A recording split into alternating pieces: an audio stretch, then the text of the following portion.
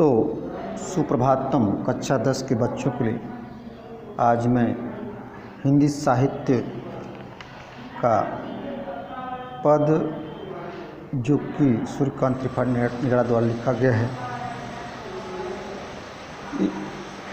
तो मैंने परसों पढ़ाया था। उत्साह बाप पढ़ेंगे अट नहीं रही है। ये सूर्यकांत त्रिपाठी निगड़ा जी की प्रकृति का वास्तविक सौंदर्य स्वरूप प्रस्तुत किया है। देखिए, फागुन के महीने में बसंत का आगमन बड़ा ही हर्षोल्लास और बड़ा ही मनोवेगित कविता आपको दे रहे हैं। तो फागुन का महीना कितना सुनहरा और कितना ही मनोहारी होता है। जब बसंत ऋतु आगमन होने के साथ साथ सारा वातावरण सौंदर्य की साड़ी पहनकर प्रकृति अपनी आभा चारों तरफ बिखेर देती है। तो उस आभा में बसंत का जो रूप स्वरूप होता है, उसको एक नई दिशा देने के लिए, एक नए स्वरूप को पहचानने के लिए कवि ने हमसे आपसे क्या कह रहा है, बसंत फागुन महीने में कैसे अपना रूप स्वरूप दिखाती है। चलिए देखते हैं। अट नहीं रही है आभा फागुन की तन सट नहीं रही। अर्थात फागुन महीने में बसंत ऋतु का आगमन इतना ज़्यादा है कि उसकी आभा तन में नहीं समा रही, तन से बाहर आ रही है। चारों तरफ फागुनी सौंदर्य बरबस आकर्षित कर रही है। कहीं पर लाल लाल पोपले, कहीं पर फसलों की ओर घुरमुट जो हवा के झोंकों से बालियों में टकराहट हो रही है। चारों तरफ आमों की मंजरियां हैं और जिस पर भंवरे गुनगुन गीत गा रहे हैं। और अरहर की फलियां जो सूख करके एक पैजन की तरह बज रही हैं। चारों तरफ एक नई सौंदर्य रमणी अप्सरा का आगमन हो चुका है।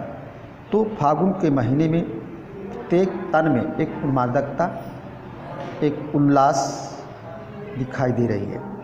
आगे देखिए, कहीं सांस लेते हो घर घर भर देते हो, उड़ने का को नभ में तुम पर कर देते हो।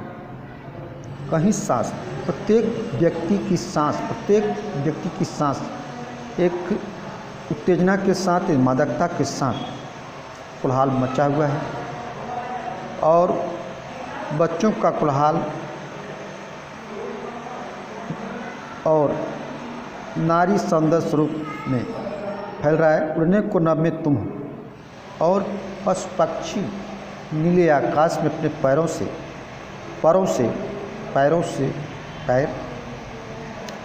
से नभ को छूना चाहते हैं। आँख हटाता हूँ तो हट नहीं रही। कभी कह रहा है कि इतना सौंदर्य मैं बना हुआ फागुन का महीना, जिधर देखता हूँ उधर ही सौंदर्य है। यह कह दिया जाए, कभी कहना चाहता है जिधर देखता हूँ उधर तू ही तू है, बसंत तेरी ने खुशबू है तुम्हारी में भी है। चारों तरफ आँखें प्रसन्नता से एकटक देख रही हैं, हट नहीं रही हैं। पत्तों से लदी डाल कहीं हरी कहीं लाल,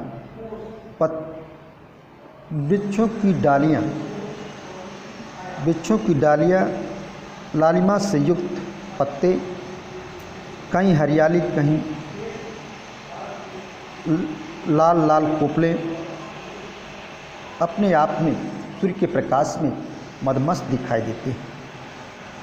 कहीं पड़ी है उर्में मद गंध पुष्प माल, और प्रत्येक हृदय में एक उल्लास है, एक मादकता है, एक सुगंध है। और चारों तरफ फूलों की माला, लड़ियाँ फैली हुई है। उन लड़ियों पर भंवरे गुंजार कर रहे हैं पाट पाट शोभाश्री, पाट पाट प्रत्येक पृथ्वी का एक कोना शोभाश्री, शोभा से भरा हुआ है, सौंदर्य से भरा हुआ है। और चारों तरफ बसंत ऋतु पदार्पण कर चुकी है। उसके पदार्पण से प्रकृति का आंगन खुशियों से भर गया है। उसी प्रकार भर गया है जैसे एक नई नवेली दुल्हन जब घर में पदार्पण करती है तो उसके उल्लास में, उसके स्वागत में सब परिवार तन्मय रहता है, पट नहीं रही है। चारों तरफ लोगों की निगाहें इस सौंदर्य को देखने के लिए हट नहीं रही हैं। उस सौंदर्य स्वरूप को पाने के लिए सब मचल रहे हैं, कौतूहल कर रहे हैं। कहीं संगीत है, कहीं रंग है, कहीं सौंदर्य है, कहीं हरियाली है, कहीं पक्षियों का कलरव है, कहीं आसमान की नीलिमा है। चारों तरफ सौंदर्य स्वरूप में फागुन महीने में बसंत अपना आगमन करके अपनी उपस्थिति दर्ज कर रहा है। ये रहा आपका सूर्यकांत त्रिपाठी लीला का पाठ खत्म हो गया। अब आगे हम ले चलते हैं नागार्जुन जो हिंदी साहित्य के नागार्जुन एक ऐसे कवि हैं जो हिंदी साहित्य की एक नई दिशा, एक नई किरण के साथ आगे बढ़ी है। तो हिंदी साहित्य के यह मुरहर विद्वान जिनकी रचनाएं युगधारा, सतरंगे पंखों वाली, हजार बाहों वाली, तुमने कहा था, पुरानी जूतियों का कोरस, आखिर ऐसा क्या कह दिया मैं मिलिट्री का बूढ़ा घोड़ा, ये आपकी प्रमुख रचनाएं हैं। इन रचनाओं में कहीं पर देशभक्ति है, कहीं पर शोषण के प्रति विद्रोह है, कहीं पर गरीबी पर कठोराघात है, कहीं पर जो है आत्मविश्वास की, आत्मविकास की बातें कही गई हैं। तो आपको मैं ले चलता हूँ नागार्जुन की वह रचना जिसको आपको पढ़ना है। तो आप एक छोटी सी कविता है, वह दंतरुति मुस्कान। इस कविता में कवि अपने शब्दावली से एक छोटी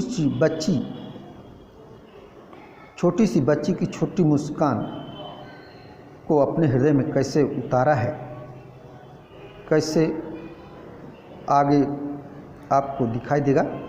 तो चलिए हम आपको ले चलते हैं इसी बच्ची के माध्यम से, सौंदर्य स्वरूप के माध्यम से कवि किसान और बच्ची दोनों का बड़ा ही मार्मिक दृश्य प्रस्तुत किया है।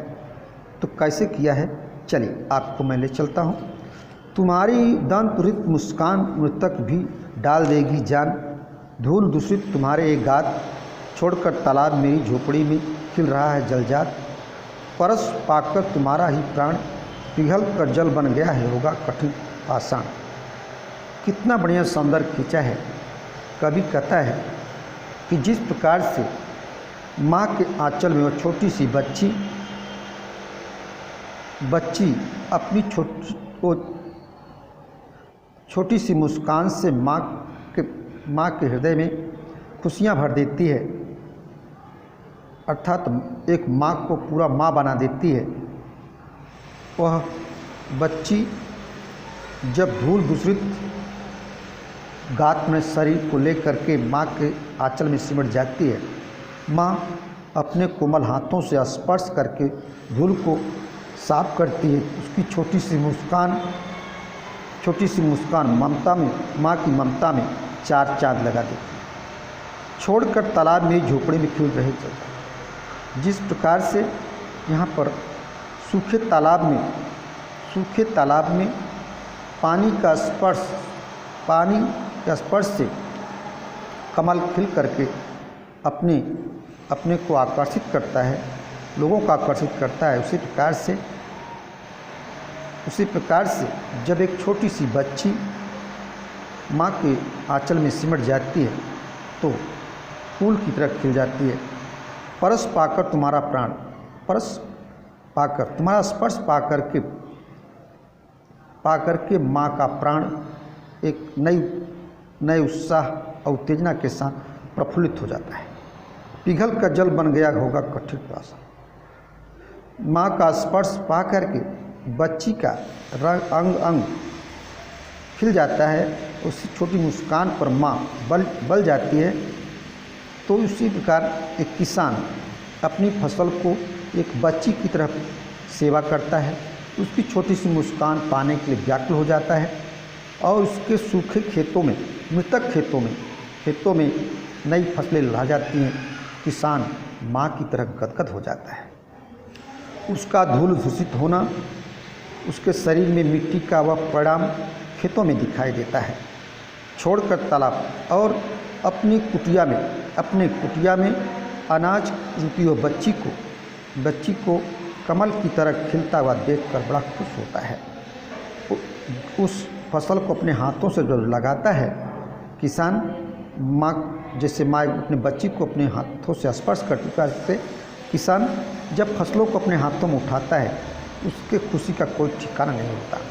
पिघल जल बन गया होगा, अर्थात उसके खून पसीने से खेत की मिट्टी कोमल बन गई, जो कि पहले पाषाण की तरह कठिन कठोर था।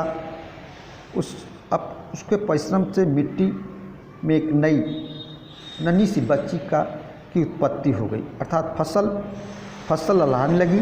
उसे देखकर किसान का हृदय मचल गया, उद्विग्न हो गया, प्रसन्न हो गया। आगे, छू गया तुमसे कि झरने लगे बड़े शेफालिका के फूल। बाज था कि बबुल तुम मुझे पाए नहीं पहचान, देखते ही रहोगे अन्वेष। थक गए हो आँख लूँ मैं फेर, क्या हुआ यदि हो सब सके परिचित न पहली बार।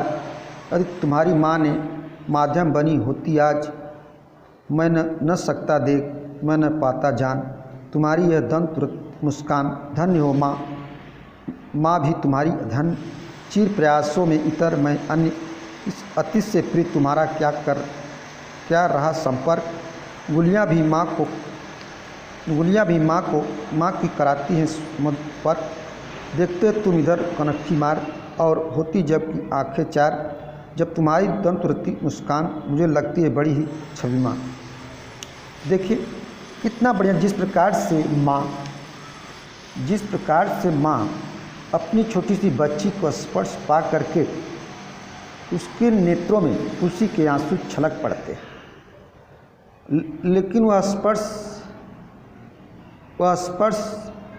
बच्ची का कितना सहानुभूति प्रकट करता है।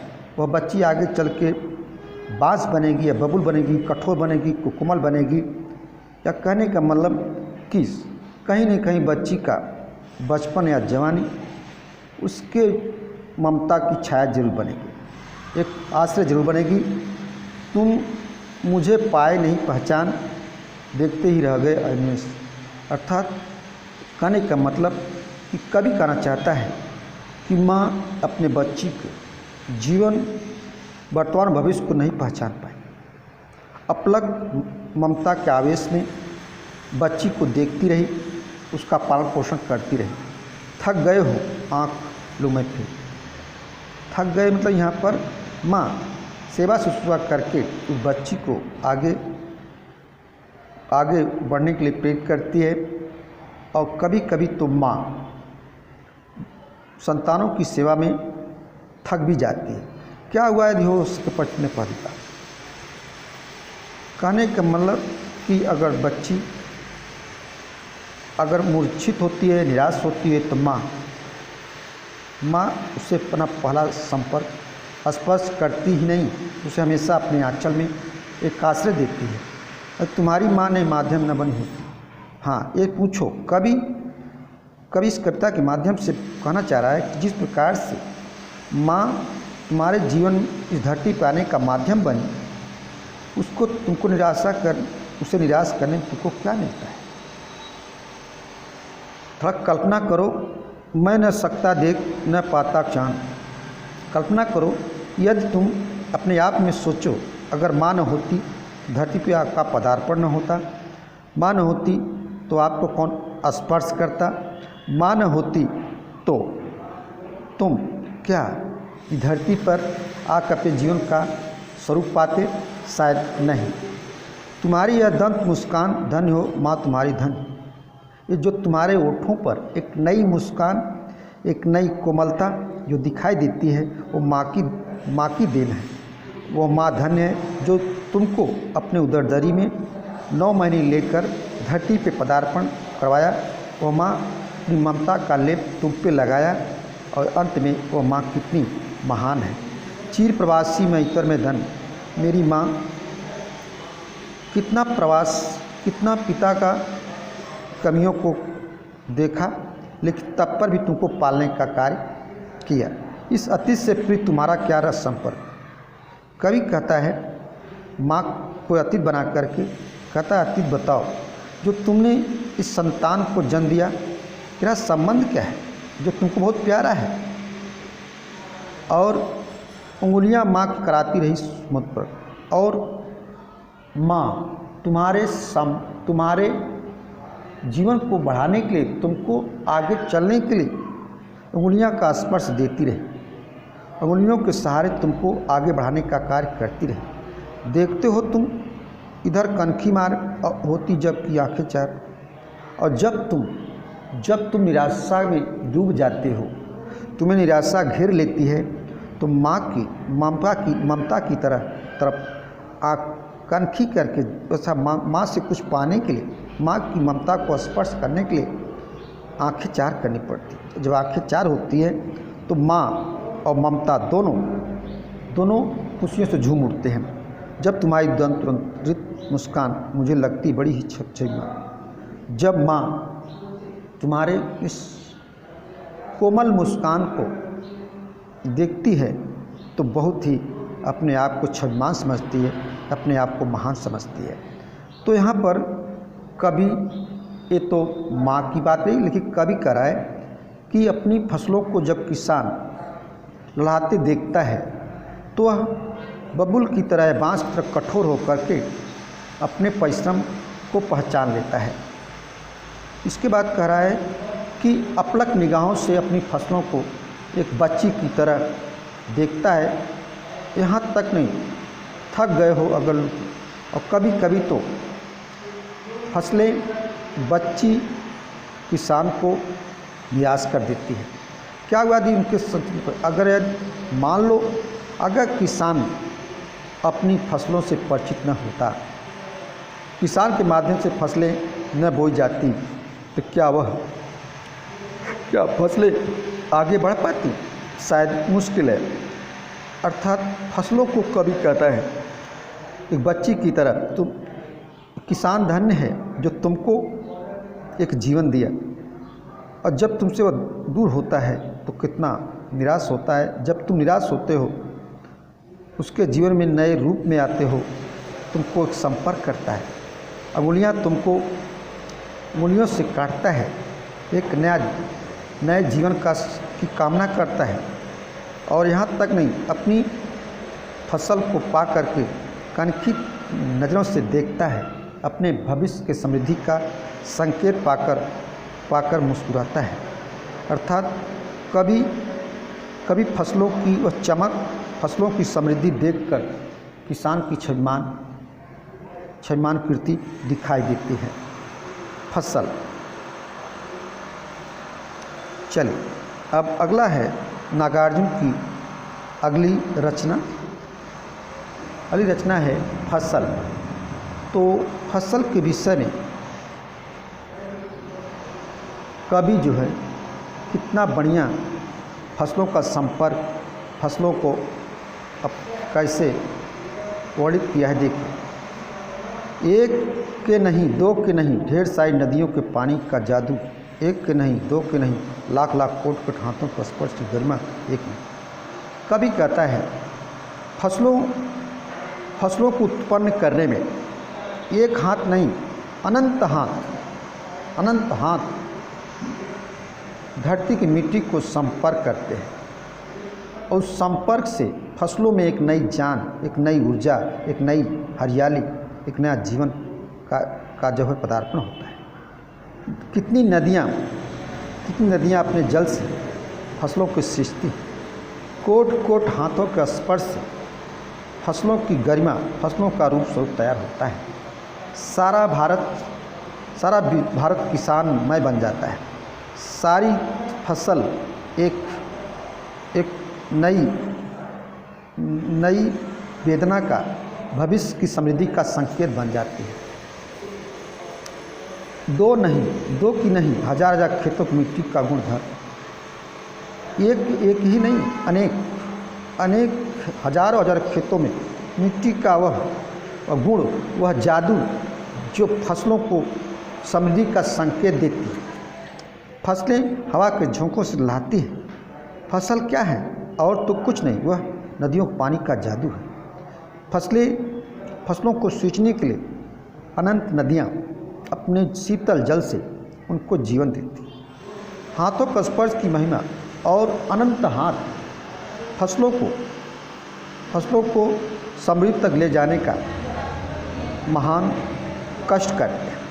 भूरी काली संदली मिट्टी का गुणधर, कहीं भूरी, कहीं काली, कहीं दोमट, कहीं जलोढ़, हर को कहीं न कहीं सारी मिट्टियाँ अपने गुणधर्म का परिचय देती हैं। इसलिए भारत में मिट्टियों की भिन्नता दिखाई देती है। कहीं मूंगफली, कहीं धान, कहीं गेहूँ, कहीं कपास, कहीं पर, मतलब ये कह दिया जाए कि जितनी भारत में मिट्टियाँ हैं उतनी भारत में फसलें हैं जो समृद्धि का संकेत करती है। रूपांतर है सूरज की किरणों का, सिमटा हुआ संकोच हवा को थिरकने का रूपांतर है। ये फसलें अपना रूप बदलती हैं सूर्य की किरणों से, सूर्य की सतरंगी किरणों से। सूर्य इन फसलों को भोजन देता है, सूर्य इन किरणों को जवानी देता है, सूर्य इन किरणों को, इन फसलों को नए भविष्य के बीजों का संकेत करता है। सिमटा हुआ संकोच हवा का थिरकन। और जब फसलें पक जाती हैं, हवा भी इन फसलों के साथ हंसी मजाक करता है। उस हंसी मजाक में किसान फसलों को देखकर मन ही मन गदगद हो जाता है और भविष्य के समृद्धि का संकेत पाकर अपने आप को बड़ा ही धन और बड़ा ही संकोची प्रवृत्ति का हो जाता है। कहने का मतलब अपने आने वाले भविष्य के बच्चों के प्रति आशावान हो जाता है। बस ये रहा आपका, इस प्रकार से आपका पाठ खत्म। नागार्जुन, तो कल आएंगे हम आप